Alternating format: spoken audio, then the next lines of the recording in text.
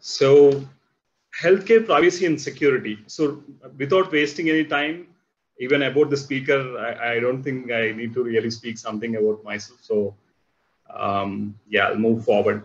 So these are few things that we are going to talk about. Why healthcare security is critical, comparison with other industries, healthcare regulations, because most of us actually work for US healthcare. I mean, just in case if we ever have to work for healthcare, it is mostly US healthcare, and a lot of other companies do not have much of regulations, which are very stringent like HIPAA. So we're going to talk about HIPAA as well. Threats and vulnerabilities, and we'll have Q&A at the end. Okay. So we will, Vijay Garu, what is the, what you call way here? Like, do we take the Q&A at the end, or do we answer questions in the middle as well? Yeah, we can take it at the end because what I suggested is let them post it in chat area. So I'll be coordinating at the end. So we can keep it at the end. Yeah. Okay, thank you. So we all have this thing that the industry that we work is most critical, and the role that we do is the most critical thing. Agree? And I'm sure most of the participants here are more from banking or financial sector. So what do you think is a critical, where do you think security is very critical?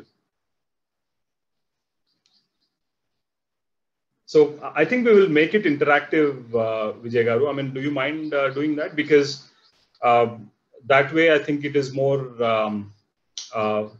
more fresh to people. Yeah, I'll allow participants to unmute themselves. So if someone can please participate and make it interactive. Thank you. Yeah. So normally we all have this illusion. I mean, even when we all are in this field of information security, compliance, and auditing, we feel that we are the one who actually runs the business or protects the business. But most of the what you call industry-based certifications, when you really go through the curriculum, they say that business is always first.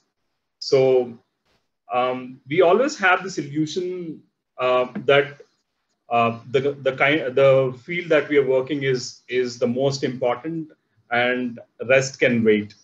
Okay, so let us say there is a breach in financial industry or banking industry, or there is a fraud in banking industry or financial industry. What is the maximum impact that can create? Maybe few dollars, or maybe some penalties, or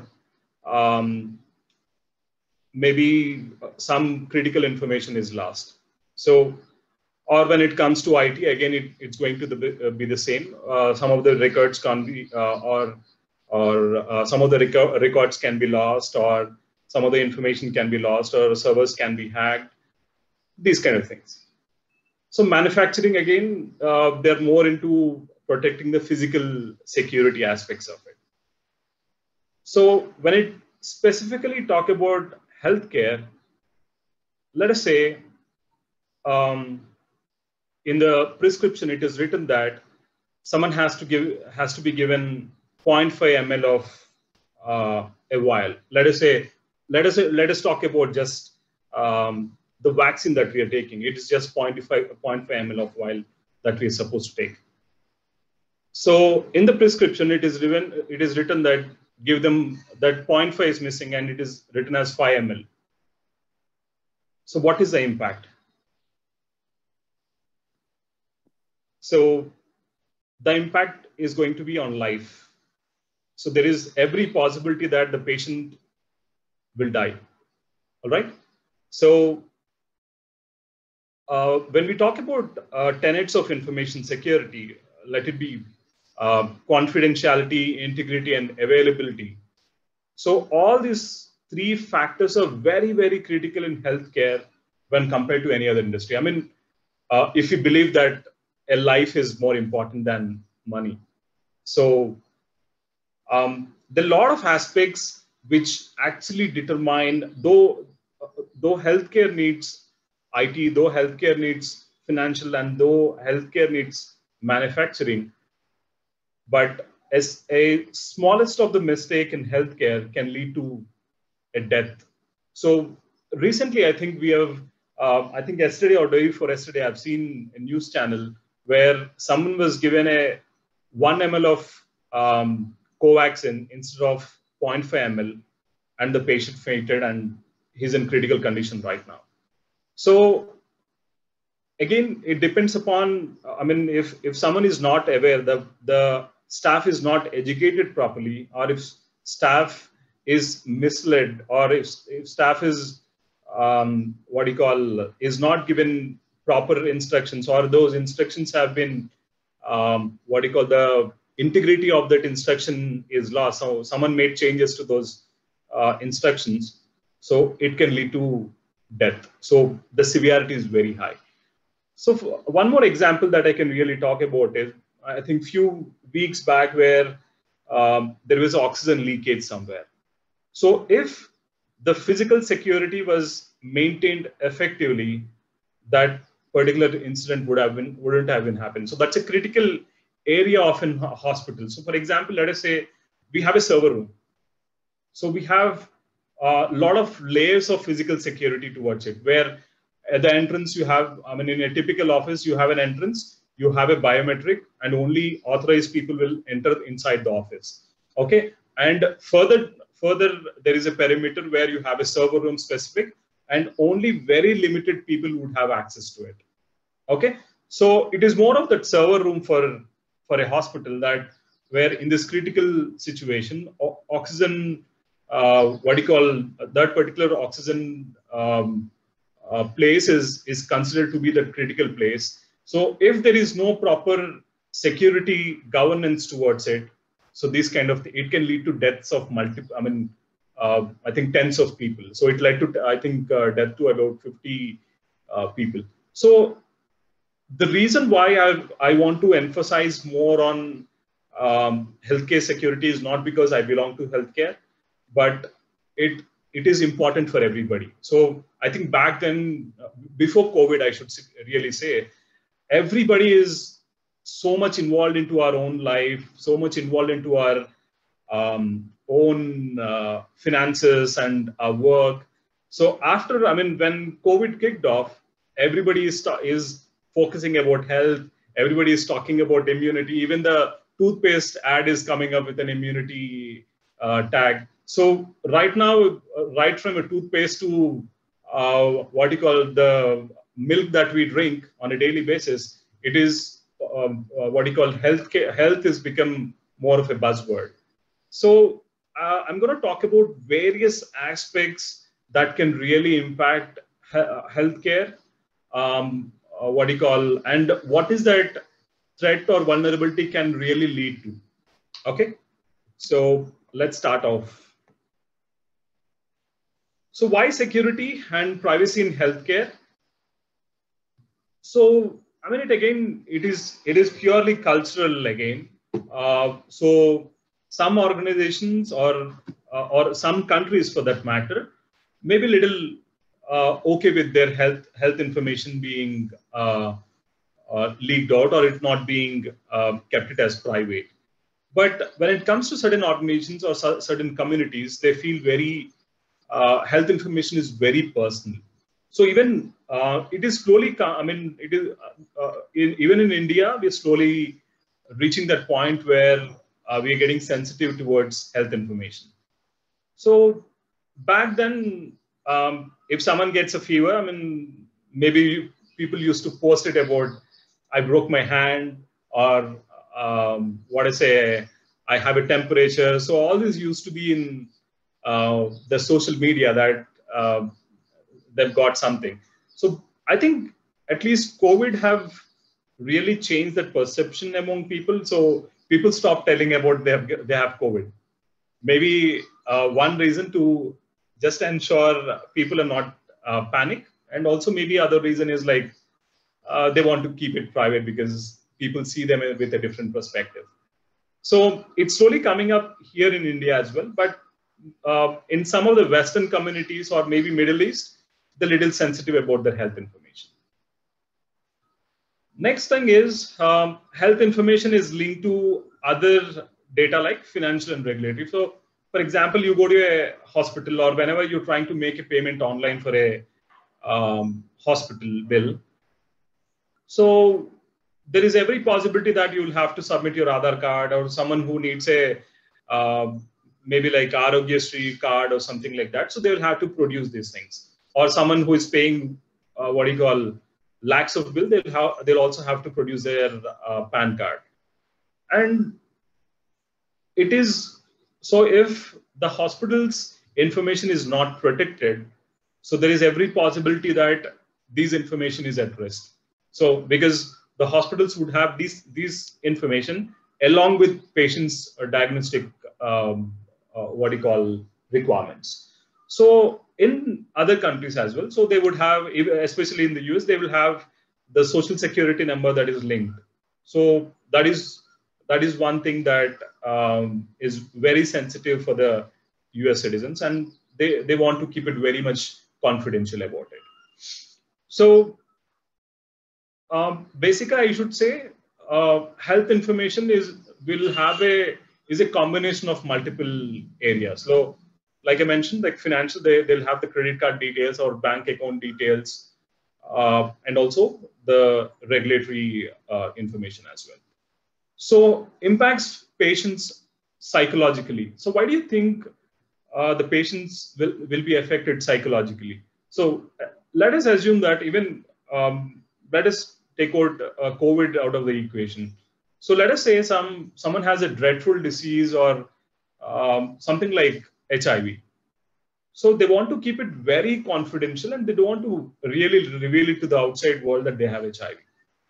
So in these cases, if the hospital leaks out that information, or let us say the hospital doesn't protect that information properly, and the neighbors or let us say their family get to know about this illness, so there is every possibility that the individual can attempt a suicide as well.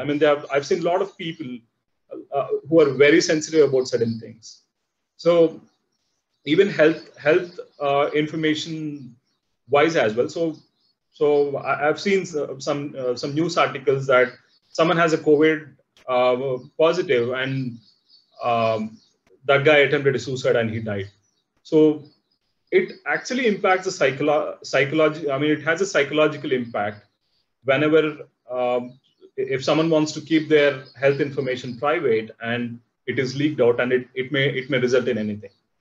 So this is also one of the reasons why there should be proper security and privacy implemented in healthcare. So India, for now, it's still evolving in this area, and we're becoming the hub of healthcare for Middle East and African countries.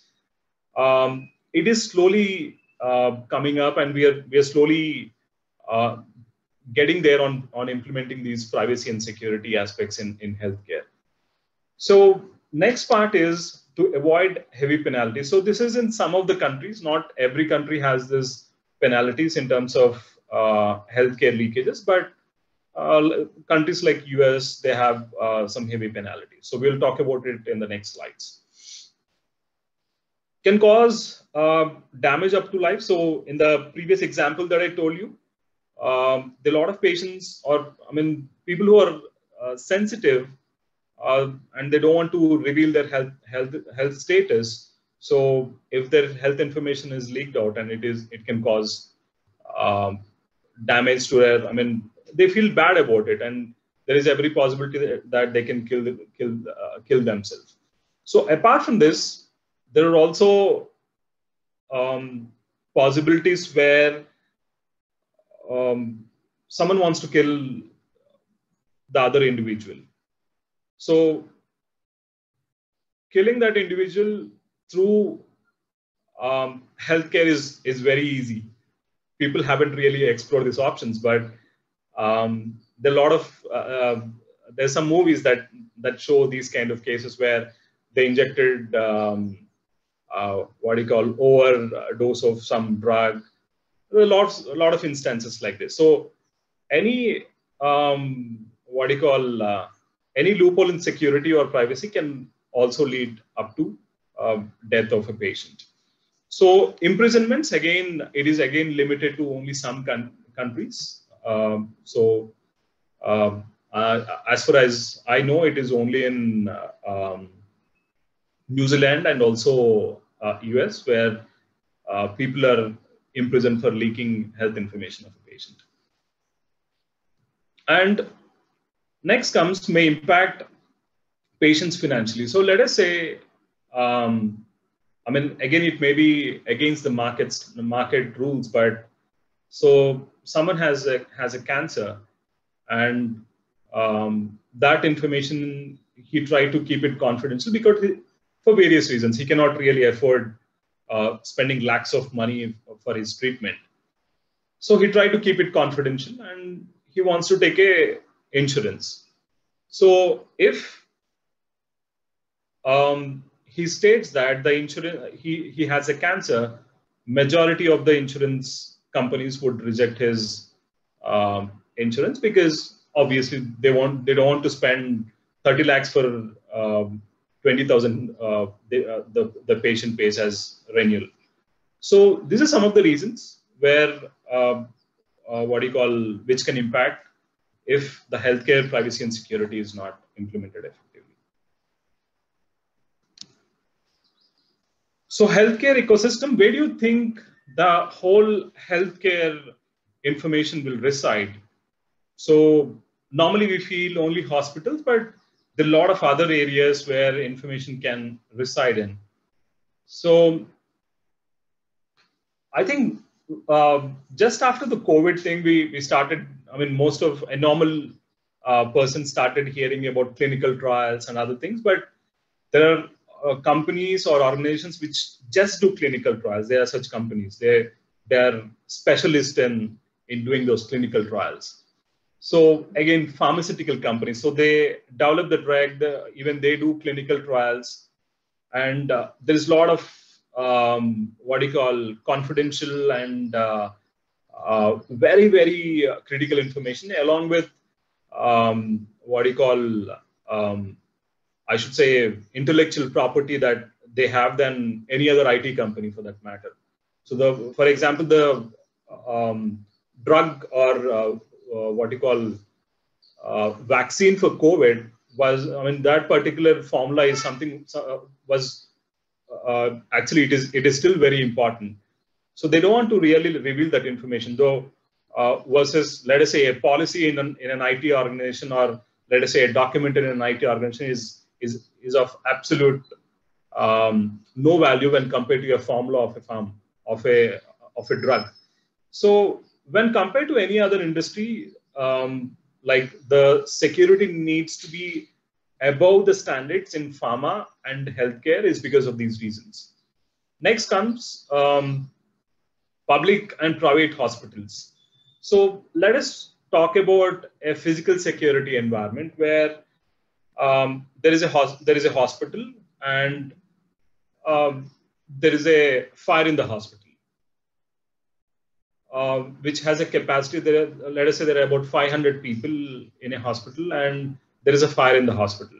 And also there is an IT company, or let us say there is a manufacturing company, and there is a fire in that manufacturing company with 500 capacity. So if there is a fire in both the places, the damage would be more in a hospital than a pharmaceutical or a manufacturing industry, because there would be a lot of patients inside the hospital, and at least some of them would be seriously ill, and they need assistance to really move out, and they cannot run on their own to really escape from the fire. So someone has to help them.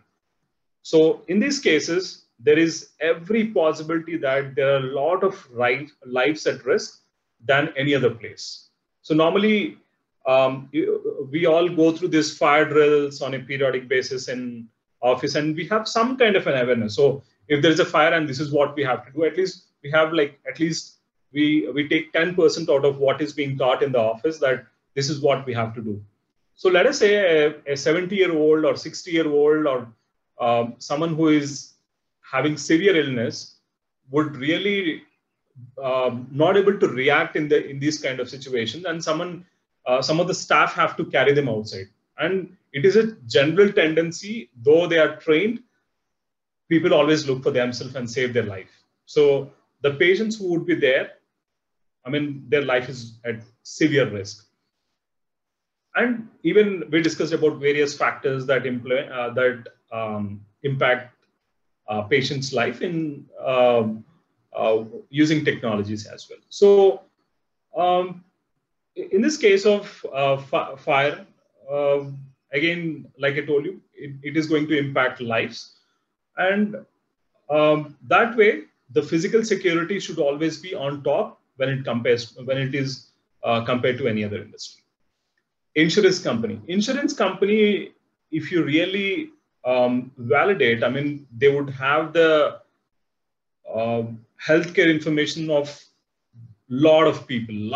I mean, I should say these days, I mean, without insurance, there is no individual. So they would have all the information of a patient.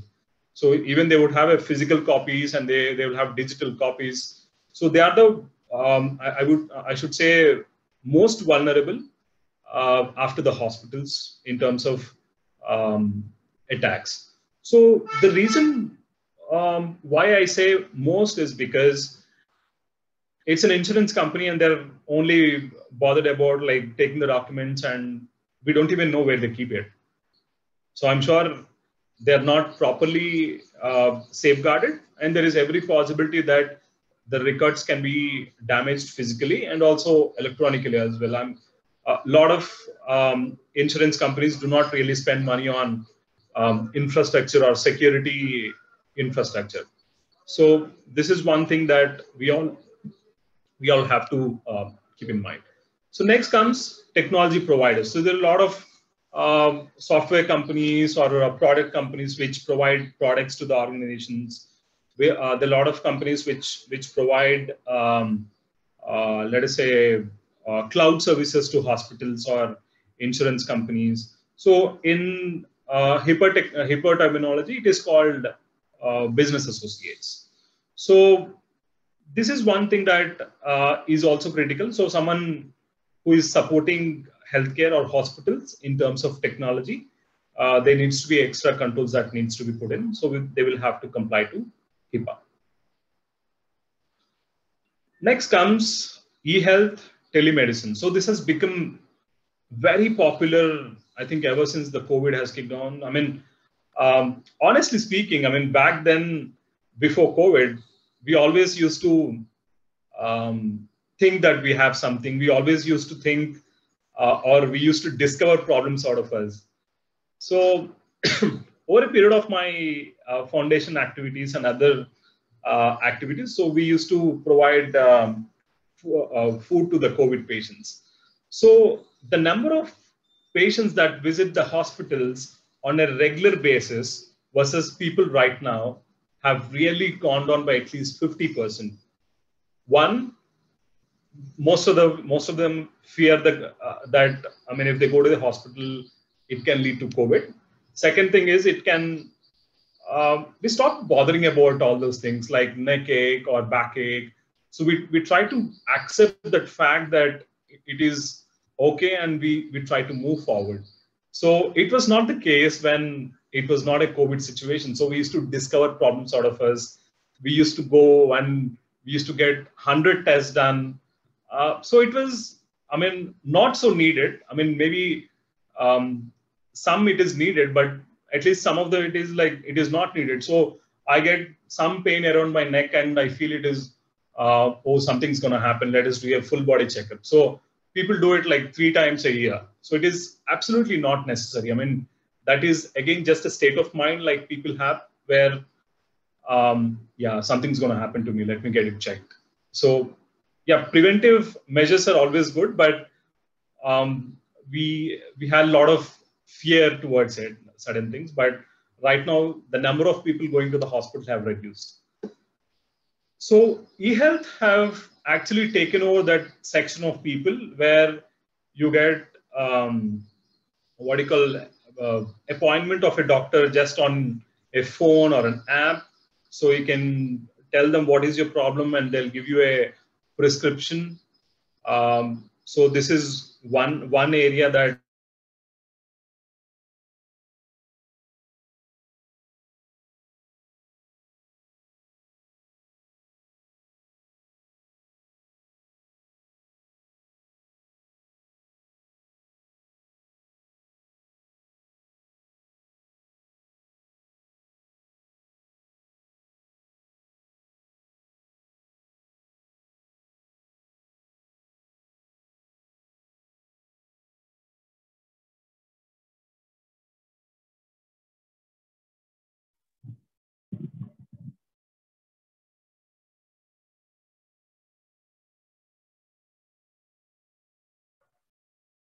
e-health and telemedicine. So that category has right now evolved, and security in this particular area is still again evolving. I mean, right now everybody is focused about how can they really withstand in the current market, and nobody is really worried about the implementing security control. So this is one thing, which is one place which is we need to focus on. Next comes government regulators and policymakers. Yeah, ICMR and etc. I mean, HHS in case of US, OCR, Office of Civil Rights. So all these are government and regulatory policymakers. I mean, who governs this whole area of healthcare. Okay. Investors, charities, and universities. So yeah, universities are more of what do you call, where the doctors are being made, and also where there are a lot of patients go there. So that what do you call, not when compared to a hospital, it would be less, but it is more. There would be still patients who are touched in these areas. So again, investors, they would obviously require a lot of information to put in their money. So again, charities are more like, let us say, old age homes which have people with different alignments. Next comes patients themselves. Yeah, they're part of the healthcare ecosystem, and they create this whole ecosystem as well. So even they would have their own health information, and it is equally important for all the patients to be aware of what are their rights in terms of healthcare and protecting their own health information. So this is basically a healthcare ecosystem on a nutshell.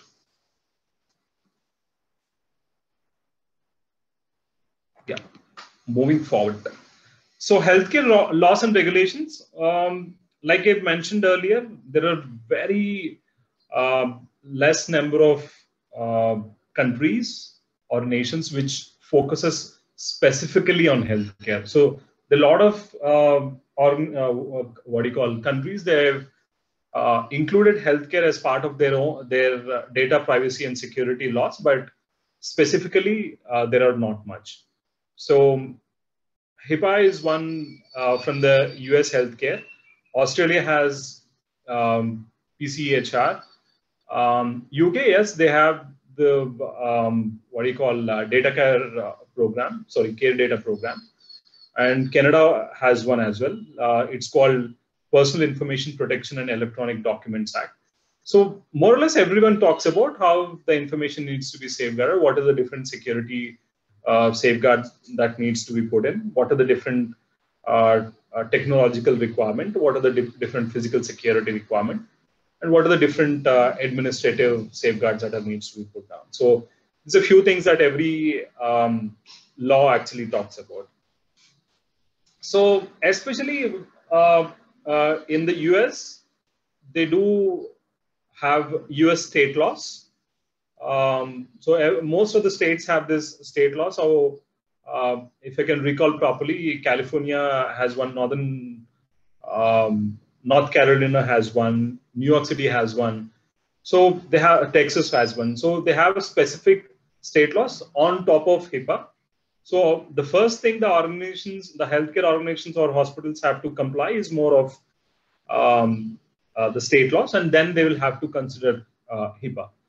So, and right now, HITRUST is something which is very much in demand, and a lot of healthcare organizations are willing to go for HITRUST, because that's actually winning the confidence of potential customers and existing customers, and also the regulatory bodies. So if an organization is HITRUST certified, that means that they have implemented most of the controls that are required for healthcare industry. And even if there is a breach, I mean, that is still understood that they have done something, but something has gone wrong. So it is, again, it can be a human error.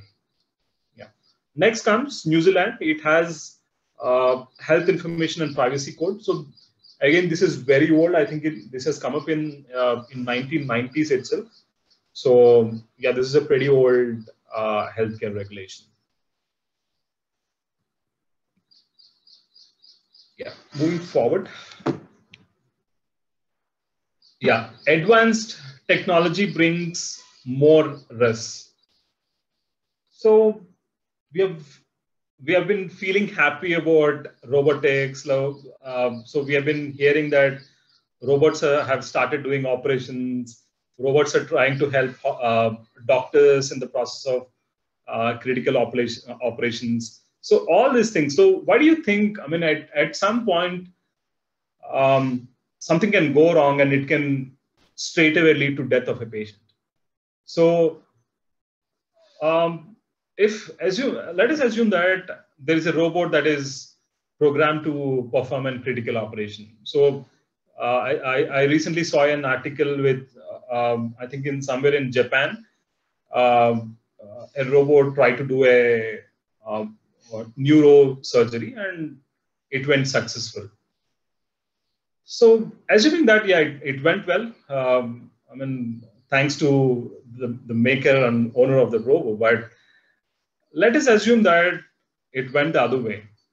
Let us say the patient did not die, but the robot created a severe, mistake, and where it led to mental trauma of a patient, or let us say it created problems where the patient will never be okay again. So I assume that the patient is, let us say, 15 years old, and till all his lifetime, that suffering has to go. I mean, the patient has to go through the suffering, and the family has to go through the suffering, and the one who created the robo should always be in suffering, because he actually in the process of doing something better, he messed up with someone's life. So more technology, more risks in terms of healthcare. So it can look fancy and we can really clap for a moment, but these things will not sustain forever. I mean, these are not sustainable things. So people who are in robotics or who believe in core technologies would debate with me, but at some point it's going to impact. So let us say it is being hacked, and so the programming has been, so we have seen Indian movie Robo. So those kind of things can happen if the programming has been changed. So yeah, robots are of good help. I mean, if you want, let us use them in restaurants or any hotels, but not in hospitals. Next thing is dictation tools. So we have a lot of dictation tools where maybe they're not used in our country, but a lot of other countries, the Western countries, use this kind of dictation tools.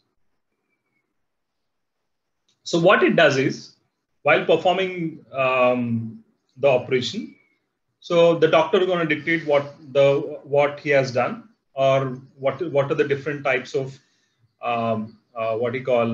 changes that he made, or operations that the changes that he done inside the body, or what is the medication that is required post or during, or whatever. For example, let us say in the middle they wanted a new drug, because the patient condition started being critical. So the doctor only does it on a dictation tool. So not like sending someone to pharmacy or something, things like that don't happen. So in these cases, let us say the dictation tool is hacked. So instead of asking, so doctor asked for a, let us say, a tool that calms down the patients or maybe anesthesia. So that dictation tool was hacked, and instead of the tool that is, the drug that is required for anesthesia, it was decoded as something else. So what is going to be the impact? So we cannot really imagine this. I mean, the impact is going to be. So again, technology usage is very much required, but we will also have to invest on security as well. Next comes integrity of data. So I think I give you an example of changing medicines or changing the dosage. So someone, let us say in the prescription, it is written that they have to take a tablet for 15 days. So if a 0 is added after 15, and if the patient is taking the medicine for 150 days, it can create two side effects. Even let it be a smallest of the antibiotic or a drug, it can lead to severe alignments. So integrity of data in healthcare is very, very critical. It can also lead to deaths. Next comes chip-based stunts. So in what do you call, the stunt that doctors install in hearts. So in case of any blockages. So these days, in some countries, not everywhere, I think in Singapore, they have a, what do you call, it is a chip-based. So it is operated through a chip, and everything happens where, so the patient, it is more like an app. So you can see how it is actually performing, and how this whole thing, how the stunt is actually affecting the heart rate. So all these things are actually can be seen in the tab. So assume that particular app is hacked, or that chip is hacked. So it can actually lead to stoppage of heart. So that's how critical these things are. Next comes availability of data. Let us say while performing a operation, so the doctor needs to know the whole history of the patient, because the operation or the medicines that are given during the operation only is depending upon the kind of alignments or previous habits that he have. Is he a smoker? Is he does he take alcohol, or does he have BP? Does he have sugar? All these things are considered before performing any major operation. Assuming that the servers are down and the operation is almost started, and the operation is actually started. Let us assume that the operation has just started. So in this case, the availability of information is not there, and how can they really go ahead with the operation? Let us say they don't have a physical. So now everybody is talking about let us go digital. In this case, how do you think the operation will go forward? So either they'll have to stop the operation, and it can lead to various other things as well. So the whole CIA, when compared to a, let us say, banking or IT or manufacturing, is completely different from healthcare. So let us say CIA in terms of a bank. Okay, so I'm sure a lot of you are going to hate me for what you call taking these examples, but this is a reality. I'm not trying to what you call support healthcare or promote healthcare, but just had to take these examples. So let us assume that there is a confidentiality. We'll take an example of confidentiality in a bank. So let us say having one is supposed to have access to a tool which has complete data, like how many money were withdrawn, how much money was came into the bank, etc. So let us say his co-worker tried to gain access to it. So the impact is going to be maybe in some money, or they will try to download some information. I mean, it's going to be around money, and the money will not go away completely. I mean, there are fraud investigators, so they're going to do some investigation, and they're going to take help of police or other agencies and get the money back. So there's going to be little impact. Okay, let us talk about integrity of data. So let us say there is I've withdrawn 1.5 lakh from my account, but as per records, it is only 1,500 rupees. Yeah, the impact is going to be 1.35 lakh.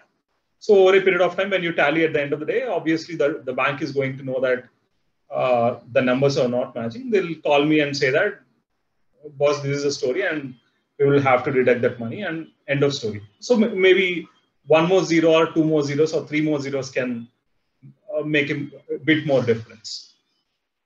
Let us talk about availability. Yeah, availability. So the servers are not working. I mean, we see this servers not working very regularly in banks, but it has some impact, but not to an extent where the sky is falling down. So when compared to the healthcare or a hospital, so the impact is going to be very adverse, and it can lead to, again, deaths of patients. So yeah, the reason why I want to pick examples of other industries is just to relate how critical security is in healthcare. Moving forward, yeah, what makes a difference? So if you really see unavailability of skilled resources, so there are pandemics like this which are really shattering the economy, and the doctors are still the same. Like, there are the same number of medical colleges, or maybe one or two here and there in the states, they start medical colleges. So there is a lot of scarcity in terms of unavailability of doctors, and even the nurses for that matter. I've seen very big hospitals who are like very much giants. They are bringing people who are not trained as nurses, and they're doing a nursing job. I mean, I've seen it myself in very big names, because we don't have enough people, and the existing nurse, the capacity has gone down because they're scared to do these jobs. Even the families of doctors and nurses are stopping people to go to their workplace because they don't want their family to get affected. So these kind of things will actually decide on how things can function. So again, when talking about unavailability of skilled resources, let us say we talk about the pandemic situation. So in this pandemic situation, day one, someone said the vaccines are useless, don't take it. Okay. The next day, someone says Covaxin is amazing, like everybody should take Covaxin. And again, someone posts Covishield is good. And when Sputnik came in, I think when it just came after 4 or 5 months of this whole COVID thing, everybody abused Russia and Sputnik for, I mean, it is a rush process, etc., etc. We talked about so many things. So right now, everybody's perception changed. So there is no proper knowledge about this because it's pretty new. I mean, every day, if tomorrow I write a new article and I give about 50 lakhs to a media channel, and they'll start promoting me. Every other 5 minutes, they'll talk about my my vaccine. So again, people's perception changes. So again, the skill set and proper direction towards it is actually missing. So that is the difference maker in this healthcare industry. Next, unpredictable diseases and infections. So why do you think, yeah, again, taking the example of COVID. So it is very much unpredictable. I mean, ever since it started, we're talking about Delta wave, I mean, first wave, second wave, third wave, mutation. All these terms are like very new. I mean, we have never heard these kind of terminologies in our life.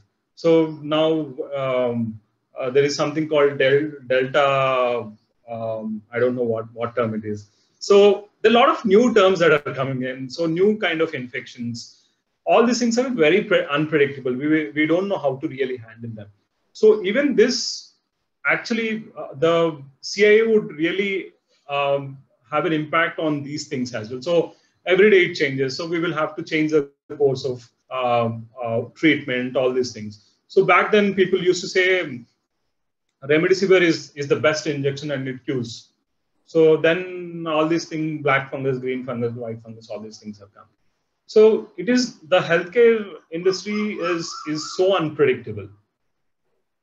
Next comes unavailability of drug and equipment. So I think ever in our life, we never thought we will have this small tool called oximeter. So I've never seen in my life, at least my parents have never seen in their lives. So suddenly it has become part of our lives. I mean, suddenly it is part of our home's toolkit. And out of nowhere, in the normal rate, if it was not a COVID cases, maybe about 300 or 400. I mean, people sold it for about 3,000 and 4,000 as well. So that equipment was in demand for some time, and everybody will start making use of it. I mean, they will try to take wrong advantage of it. And next comes unavailability of drugs. So let us talk about vaccine itself. So back then, I think in the month of Feb and March, the government was pleading people to take vaccine. But I mean, people were ignorant that everything is rosy. I'm going to market, I'm going to malls, I'm going to clubs. Nothing is happening, so I'm not going to take. So what the government has done, okay, nobody is taking here. Let me push it off to some other countries. So a lot of people have taken our drug, I mean, our vaccine, and they all got vaccinated. But the availability here was the biggest challenge. I mean, we ignored, and it resulted in deaths in the second wave. So, and again, ever since the second wave started, and again, people came back saying that I want vaccination. So again, there is an availability problem. And again, equipments. So over a period of last 4 or 5 weeks, we have been working on this oxygen distribution to COVID patients. So back then, I know a lot of people and their parents who use this concentrators at their home. It is hardly about 40,000-50,000, and it is of best brands like Philips. So right now, we catered a lot of, we had to buy oxygen concentrators to give it to patients. So we had to pay about 1,65,000 for a Philips machine, which actually costs about 40,000. So the cost has gone up by 4, I mean, multiples of 4. So again, it was again unpredictable. No one knows that actually this is going to be a lifesaver.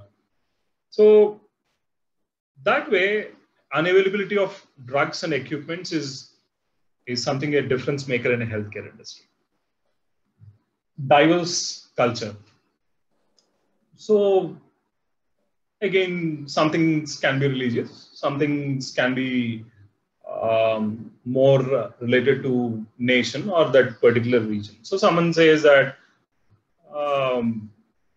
I'm not asked to take vaccine by my guru. My guru says that everything will be taken care by God.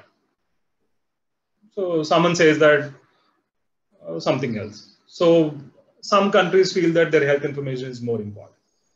Some feel that, okay, it is just a piece of paper. It doesn't matter. They'll throw it away. So there are a lot of diversified cultures. So for example, let us say we have to implement something like HIPAA in India. It is going to be extremely difficult, but because most of us really don't care about our health information. Let us say I get a blood test done, and the reports will always be lying in my car. So I give my car to my friends. I give my car to valet parking. I really don't care about it. So it is not the case. It is not the same case in the US. So they'll keep it very confidential. They have a file. They keep it in their home in a safe place so that no one else would have access to it. And in the US, it is also where they don't want to share their health information to their own wife or spouse or their children, their parents. There are some situations. Actually, their law actually promotes that kind of a thing, and the HIPAA actually supports that. So even the patient has to give a consent. They saying that in my absence, this is the only individual the hospital or healthcare provider can contact for any health information. No one else. So, for example, a man do not want to share his health records with his spouse, wife. So he'll give the consent to his friend or maybe, let us say, children. So though it is his wife, he would not have rights to gain access to it because the consent says that the access of his health information should be only with some particular person. So these kind of cultural differences are there, and it makes an impact on healthcare. Next, overpopulation. So there are a lot of debates and discussions around like everybody in the universe is getting vaccinated. India is not doing well. So a lot of talks about it. So the population is something very different from other countries. So I've seen a lot of posts where Hyderabad has a capacity of, let us say, one country in Middle East or one country in the Europe. So yeah, the numbers really matters. Where if the country is overpopulated, even if you have good infrastructure, we will not be able to support healthcare. So moving forward, healthcare threats and versus other threats. So we'll discuss some of the issues. So we're going to talk about power failures. So power failure, let us say in an IT company, to the max, what happens is like we can run on,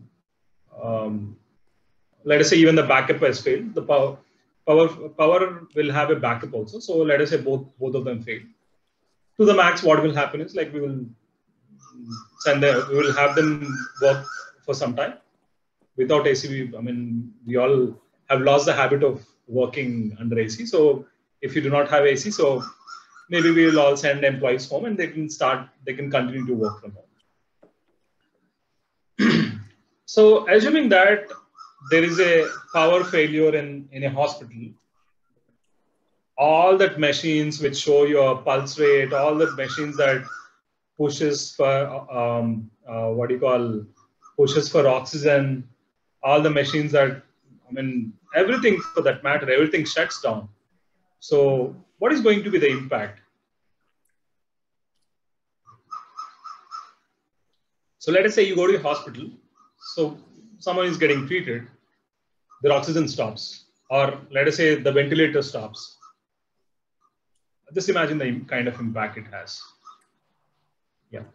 Next, technological absolute. So again, let us say in an IT organization, if they're using old laptops and the laptops crash, there is no backup. Still, it is okay. Maybe some documents are lost, or maybe some code is lost, and they can be created over a period of time. So in terms of hospital, if they are using an old computer, let us say they have a lot of health records. So what kind of treatment was given to this patient? What kind of injections were given to that particular patient? So everything is an electronic medical record. Everything is electronic medical record. So in these cases, if something goes wrong and the laptop crashes, all that information is lost, and it might not have a severe impact like death or something, but yeah, it will definitely have an impact. So the lot of machines that you see, I mean, if you have ever been to a critical care unit or a ICU, you would see small monitors. I mean, maybe we use them when we were kids, or maybe you have seen your kids using them. So they use such old equipments. So there is every possibility that they can stop functioning at any point of time. So that's a very big threat to the healthcare industry. Next, hardware failures or errors. Yeah, like I mentioned, if they're old and if the systems do not work. So let us say the ventilator stopped working versus a server stopped working and it needs to be restarted. Both have a different kind of impacts. So hardware failures or errors, I mean, it is very critical in healthcare industry. Next comes network infrastructure failures. Again, for that matter, the same impact that I can really talk about. Software failures. So let us say there is an ATM that the software of an ATM machine has gone wrong. Most of us see it as like ATM not working. I mean, we are used to it. So let us say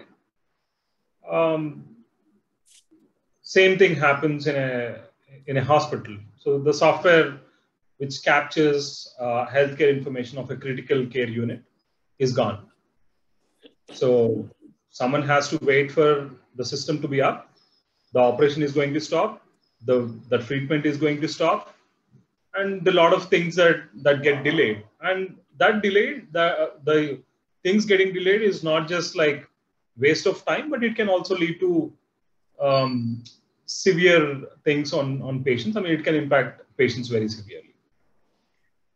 Next, deviation in quality of service. So let us say the oximeter that we have been working on, I mean, that we all have in our homes, the actual number is, let us say it is showing as 100, but the actual is 90. So what do you think is the impact? So the quality of the machine is gone, and it will directly impact the patient, and it can directly lead to something really adverse.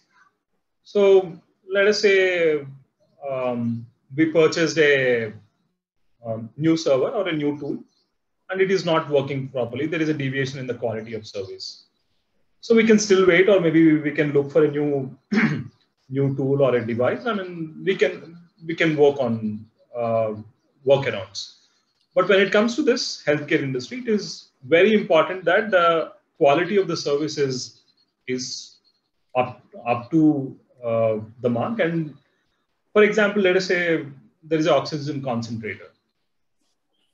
On the machine, it is documented that it will give you 10 liters of oxygen per minute. But the actual performance is it is giving only 5. So the lot of patients who purchase it because the doctor prescribed saying that it needs to give 10 liters of oxygen per minute, and they start using it. Overnight or one night, it stopped functioning and it gives only 5 liters of oxygen. So it can directly impact the patients, and it can again lead to a death. So the quality of equipments and services is very, very critical when compared to any other industry in healthcare. Next, operational issues. Yes, I mean, every organization would have operational issues, including healthcare. So it is a responsibility of the management to ensure these operational issues are addressed and there is minimum impact on patient care. Malware attacks. So like any other industry, even hospitals, are more vulnerable because most of the hospitals really cannot really afford huge money on security, and malwares, any kind of attacks for that matter, are very, very common in healthcare. So we're going to talk about various other attacks and what are the latest breaches, etc. in next few slides. So spoofing and impersonation due to unsecured network. This is again a very, very common thing in healthcare. So impersonation, trying to gain someone else's access, trying to pretend that you're someone and gaining access. So these kind of things happen very commonly in healthcare. Next comes unauthorized use of health information application. So maybe back then it was all a paper-based approach. So right now, even hospitals and healthcare providers in India, they're slowly getting onto what you call paperless approach. So back then, when we had to go to a hospital, they give you a form. So we will have to fill the whole form, and then we need to give it, and then they fill it again. So it was all that kind of a process. So right now, you can put everything on your app, and you can just submit, and your medical record is ready. So that's how it is. Even diagnostic centers, for that matter, everybody is sending you just PDF or a link, and you can download it. Otherwise, you give your test in the morning, you go again in the afternoon to collect the reports. Again, you come back, and next day you go to the hospital.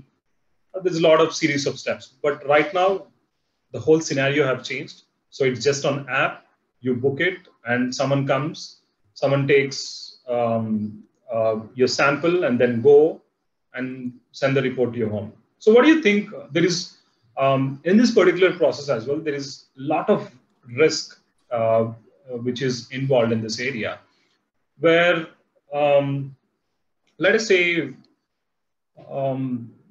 someone came for a COVID test. You gave your test at home, and that particular individual, I'm sure he does a lot of other tests as well. Okay, so let us say instead of putting your swab in your assigned box, he put it in someone else's. So that particular individual tested positive, but the actual record is on your name. So this is again a challenge where you feel that you're tested positive. First, it is a psychological thing where you'll start developing fear. Second thing is like you'll start taking unnecessary medication. So again, unnecessary medication will lead to side effects, and that is a damage to your body. So even these things will also make impact in your in the current scenario. Next, social engineering attacks. Even these are very common in healthcare. So we'll talk about act of human error or failure. So this particular thing is again common, like it happens in every other industry. Assuming that there is act of human error in a software company, let us say he's handling a server, he messed it up, and there is loss of some data. To the max, what happens is the client comes back and say that you have messed it up, fire that employee, or maybe a warning letter, or it ends in that kind of a, or maybe some financial penalty that the organization have to pay. When it comes to healthcare industry, like the examples that I gave you, someone gave a dose of 5 versus 0.5, it can straight away cause death. So the tolerance for act of human errors should be very, very, very, very minimal. So right from, I would say, the garbage that is being collected to the critical steps of operations, the critical operations that are being conducted in a hospital, everything is so very dangerous. Even if the smallest of the things mess up, there's going to be a lot of impact. So let us say that the normal garbage is being, clubbed with hospital garbage. So hospital garbage is nothing but maybe the syringes or the blades that they use in operations, etc., etc. They are very hazardous. So let us say they have thrown it in the normal garbage place that is just beside their hospital. So there are a lot of dogs, there are a lot of cows and all other animals, they sit and eat there. So just imagine a syringe goes into an animal. So that creates an impact, right? So right from the garbage to the critical things in a hospital, everything should be as per process, and everything has an impact. I mean, privacy and security has an impact. So again, like we want to ensure our documents are safeguarded. Again, it is a part of physical security. The physical security in hospital is more like even the smallest of the syringes will have an impact. So let us say the syringe was given to was used for a HIV patient. So someone else used it. So that's going to create again a huge problem. So every bit in a hospital creates a lot of impact. I mean, the impact is very adverse. Next. Staff shortage, I think we already spoke about it. I'm not going to talk about it again. Next comes willful damages. So willful damage in a IT company or a bank can lead to dollar value. And again, like I said, it can be brought into it, like we can get that money back, some or the other means. In hospitals, let us say someone is frustrated or someone is terminated, they'll shut off a server. That's going to impact lives of patients. So it is not the same. The impact is very huge when compared to other industries. Next comes environmental support, failure or nature. So let us say there are floods. Floods affected manufacturing industry. Maybe the raw material will be lost, or there is a damage in the whole infrastructure, etc., etc. So there can be a damage. I'm not denying. So it can again be always attached to a dollar value, and I'm sure companies like that would have an insurance. But when it comes to a hospital, like I said, so some hospital is affected. I mean, some area is affected with a tufan. I mean, these days, these tufans have become very, very common. So every 6 months, some of the other place will have it. So the impact is very huge in hospitals if their outer perimeter or infrastructure is not managed effectively. So the reason why there needs to be more physical security safeguards or more best disaster recovery plans in hospitals is it again makes an impact on life. I mean, if you really observe, if you really read most of our business continuity plans, you always see a statement called humans or our employees are our most valuable assets. So we always promote that in case of a disaster, if you have a server versus an employee to save, we always promote to say we should save a life rather than a server. I don't know if we really mean it or it is just a statement that we actually put in. But this is something we always actually want to preach. So in case of a hospital, again, there are a lot of patients who cannot move as fast as someone in an IT industry or someone who is in a manufacturing industry who are working, who would be physically strong than a patient. So in this case, the disaster recovery should be very, very rapid because it can create any kind of damage. So even in the case of fire that I mentioned, so there is a fire in the building. So we always have this kind of fire evacuation drills that we do in our campuses. And we know what to do, at least we are aware of what needs to be done. In case of in case of hospitals, the impact is going to be high because the patients are not aware how to really do. I mean, even if they're if they know what to do, they are not. Most of them would not be physically strong to really do it. So we need one individual or two individuals to carry one patient to rescue from the fire. So even environmental support and failure or natural disasters will have a lot of impact. Again, terrorism, if you talk about, yeah, a lot of movies, if you really say, even in maybe 25 years back, there are a lot of movies that came in terms of like, there was a hospital that was taken control by terrorists and how a hero really brings everything, all the patients out. So a lot of impact is going to be more in a hospital versus any other location. Yeah, let's move forward. So there's some things in interest of time I'm gonna skip. I'll only tell you which is more critical. We just have about 30 minutes, so maybe I got carried away, or maybe the content is a bit more than what I've expected. Yeah. So risk management process inpatient centric system. So basically, like our PDFC cycle, plan, do, check, act. So we have something called identifying organizational assets and patient needs, and categorize organizational assets and patient needs. So basically, we will have to identify the risks and also categorize them.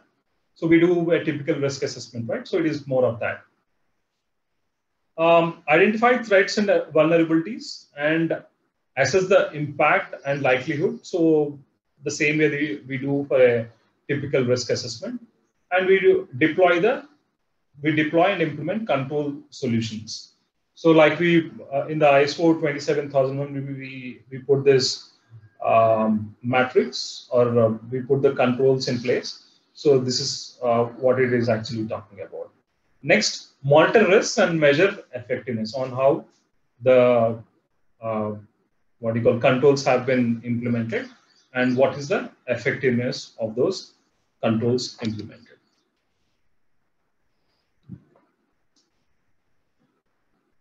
Again, vulnerable area. So I'll just give you a overview of health information system. This is how a typical organization looks like. Basically, it starts off with information system for patient care and managerial information system. So something which is used for administration and other things.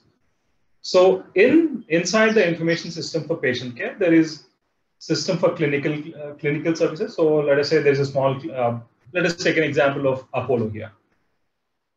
So the Apollo hospitals, there are a lot of clinics around. So they will have a different software system for them, or maybe same, but which is integrated to a bigger system. And systems for clinical support services and system for patient care. So system for clinical support services is so for a clinic, a doctor and nurse and the drug history, etc., etc. So everything falls under this. Next comes system for patient management. And again, patient management is like the inpatient management. So what are the drugs given? What is the patient history? What are the different alignments, etc., etc. Next comes laboratory information system. So again, in the labs, what are the different types of tests the patients have given? What is the results of it, etc., etc. Next comes clinical imaging information systems. Again, clinical, what are the aspects of other clinical aspects? So that is being covered. Next, Pharmacy information systems. So again, pharmacy, what are the different types of drugs or tablets that are being suggested, what are the tablets that are given, or what are the injections that were given over a period of the patient's, being inside the hospital, all these things. Next comes the blood bank. So this is also a critical component of a hospital. So again, this makes a very critical impact. Next comes food and beverages. So that is not much critical, but other things are again, food and beverage. Why I've included it is like inside the hospital when someone is being operated or someone is in ICU, these things really matter. So the food and beverage system is also matter. I mean, you cannot feed anything. You cannot feed a chicken biryani to a heart attack patient who's just operated a day back. So even this makes a very big impact on a patient. Next comes operation theater. This is the most important and critical aspect where the information security team in a hospital should actually look at. So operation theater, like I mentioned, they require a lot of information for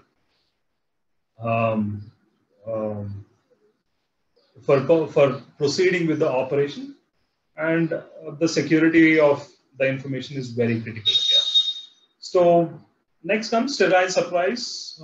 Again, like I said, everything happens via tool. So if an operation needs X number of syringes, X number of blades, etc., so everything would be documented in the tool rather just writing a chitty and just giving it to the nurse. Next comes information system, other support services. So other support services can be like ventilators or normal tools that are being used in the office. So all these things are part of this whole health information system. So these are PHI identifiers defined by HIPAA. So this is again more of a good to know information. So I'm going to just read out. I'm not going to explain each of them in interest of time. So the first and last name, the dates and dates of operations or dates of consultation, etc. Telephone numbers are considered as PHI. PHI is nothing but protected health information. So the idea of having this name is to ensure it is protected all the time and it is not easily viewed or shared without being without getting proper authorizations. So telephone numbers, geographic data, fax numbers, social security numbers, email addresses, medical record number. So there is something here. We have a patient ID. So they have something called a medical record number. It's called MRN. Again, account numbers. Account numbers can be your hospital account number or your bank account numbers. Everything comes under account numbers. Health plan beneficiary numbers. So it is more of a insurance ID, insurance number. So this is more of a health plan beneficiary numbers. Next comes certificate or license numbers. So license numbers are also considered as PHI.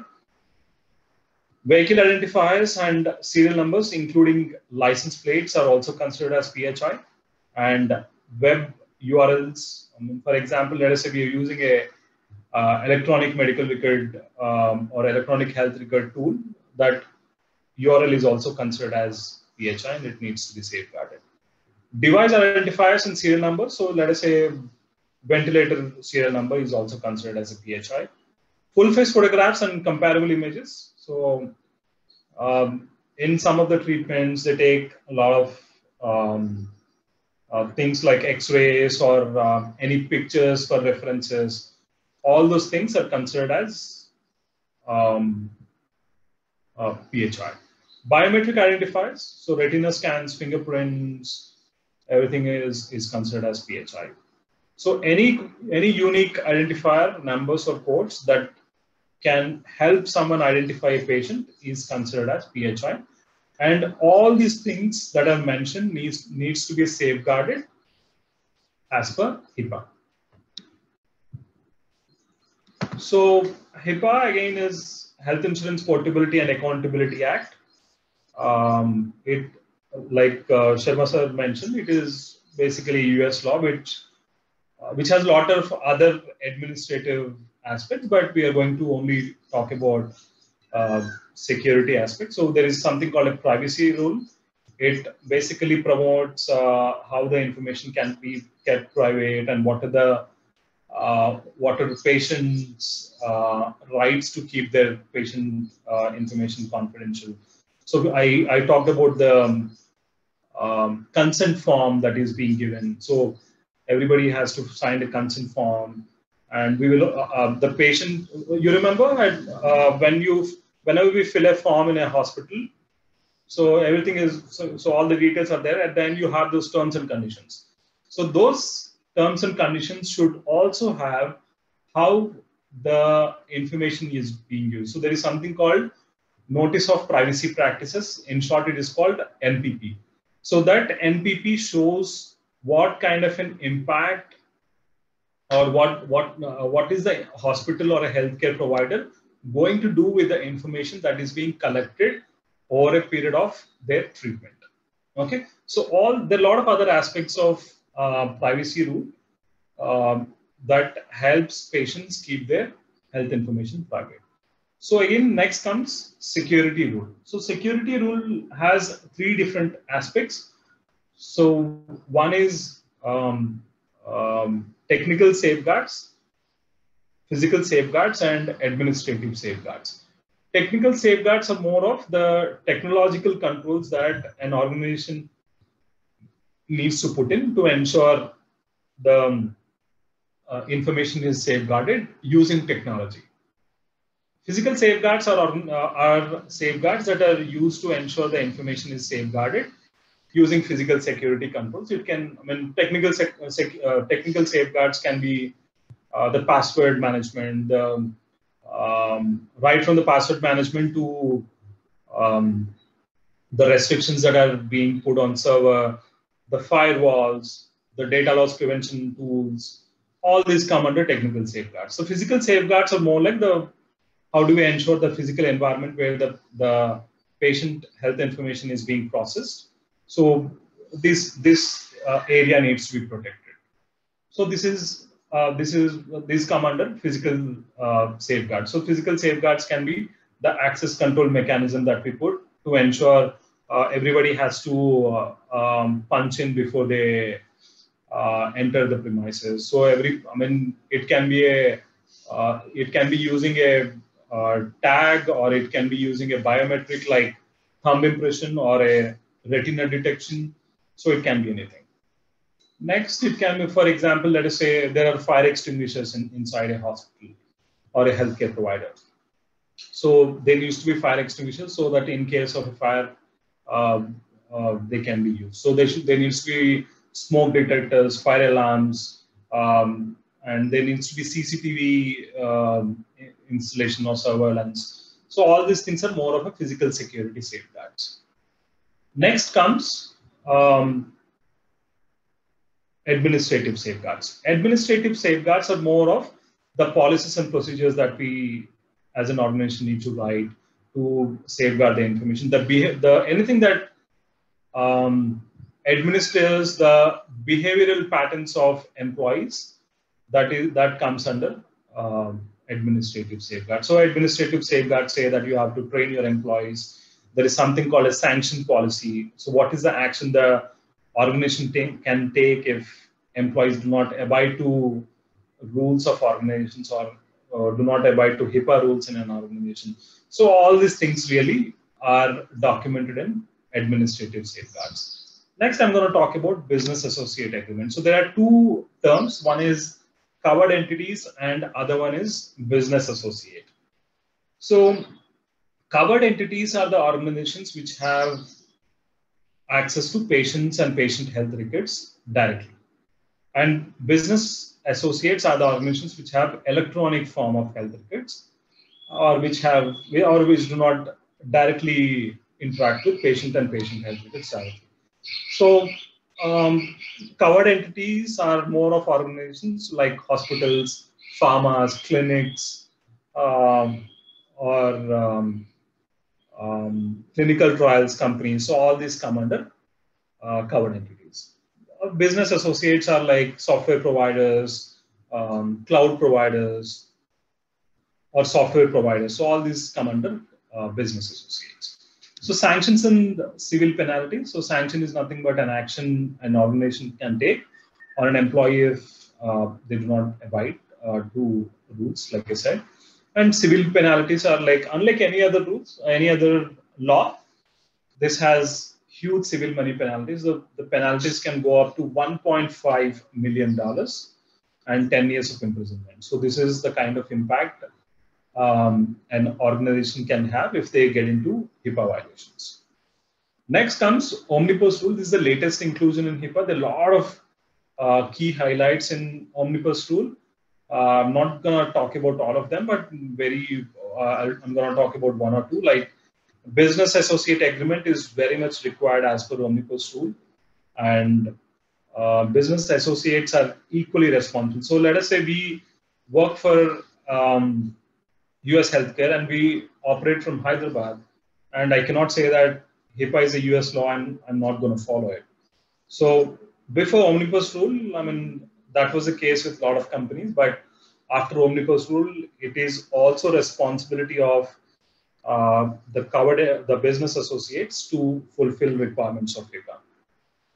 And there are a lot of other breach reporting requirements. So if there is a breach in the organization, so they have to report it within 60 days from the occurrence of the breach to HHS. HHS is more of a governing body of HIPAA. So like we have ICMR, they have something called HHS. So there's a few things that are that I wanted to talk about HIPAA. Actually, I thought the whole session is going to be on HIPAA, but your board said, I mean, the whole of healthcare would really help because HIPAA is one small topic in healthcare. So a lot of you would not be able to relate to HIPAA because, I mean, maybe majority of you don't really work for healthcare. So I've just limited HIPAA just to one slide. Moving forward, recent breaches that I'm going to talk about. There is the network of a hospital was hacked in a family practice hospital, and 6,156 patient records were impacted, and the hospital had to pay a lot of penalty for this. Falcon Group, again, there was an unauthorized access gain, and they had to pay a penalty of 90. They had to pay a penalty to the HHS for this violation. Next, Minnesota Community Care. Again, this was a huge breach, and 64,855 patient records were leaked out, and again, they had to pay a huge penalty. South Texas Health System, their email system was hacked, and so normally in the healthcare industry, people promote not to transmit PHI via email. Even if it had to be done, we need to do a secure email is what it is always thought, but I'm not sure why they actually used email system to transmit PHI, but 6,761 PHI records were leaked out. And there's also one more case where there was a theft of laptop, and even a lot of healthcare companies, let it be business associate or a covered entity, always promote that there should not be anything downloaded on your computer to avoid these kind of risks, but about 1,000 records were lost. So moving forward, again, healthcare breaches are very expensive, like I told you, and it attracts civil money penalties. The penalties can go up to $1.5 million, starting from $50,000. So basically, whenever a healthcare organization experiences a breach, the forensics adds up to a huge money, like about $610,000. And breach notification is also very expensive, right? It adds up to $560,000. Again, costs affiliated with lawsuits. So, like, I'm referring, these particular scenarios are more to do with the US scenario. So, yeah, again, lawsuits are very huge in the US. I mean, it will add up to $880,000. For each data breach, healthcare organizations averagely pay about $3.7 million in loss of revenue. So that's huge money. Healthcare organizations on average pay about $500,000 in lost brand value after the breach. So people stop going to the hospital. There's going to be impact on their stocks. So there's going to be a lot of impact. And the average HIPAA settlement fine is about $1.5 million. So settlement is nothing but not like our credit card settlement. It's going to be huge. So it's the HHS levies heavy penalties in terms of HIPAA settlements, and they had to pay. The hospitals or healthcare providers have to pay huge penalties for settlements. Again, post-breach cleanup cost activities are going to add up about $440,000.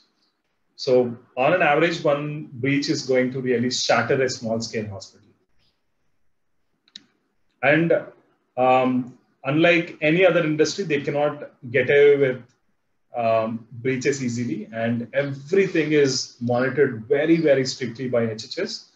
And some of the hospitals have to close out after proper breaches. So that's it from my side. If you have any questions, I'll be more than happy to answer.